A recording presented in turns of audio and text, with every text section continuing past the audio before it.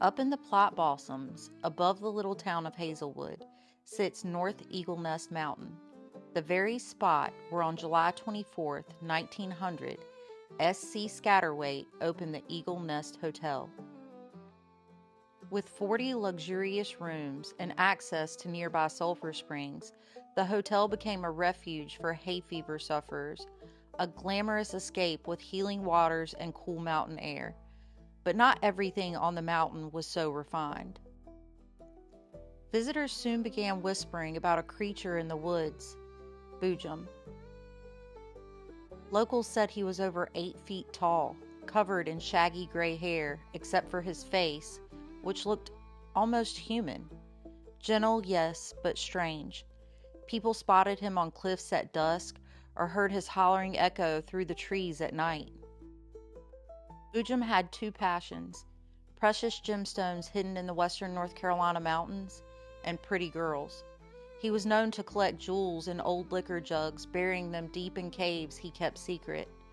Treasure hunters tried to find his stash, but always came back empty-handed.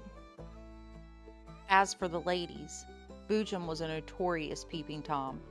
Visitors to the Eagle Nest were warned to be cautious when bathing in the springs. More than one girl ran screaming back to the hotel, clothes in hand, after spotting Boojum watching from the rhododendron. Search parties were sent. Boojum always disappeared. But the story doesn't end there. One day, a local girl named Annie went to the springs after a long day's work. When she noticed Boojum watching from the brush, she didn't scream. She saw the sorrow in his eyes and fell in love. So Annie left her family behind and went to live with Boojum in the forest. He loved her deeply, but even love couldn't cure his obsession with treasure. Each night, Boojum slipped away to hunt for gemstones, and when Annie woke to an empty bed, she'd go out into the woods and hoot. He'd hoot back, and the two would follow the sound of each other's voices until they were together again. Some say that's how we got the word Hootenanny.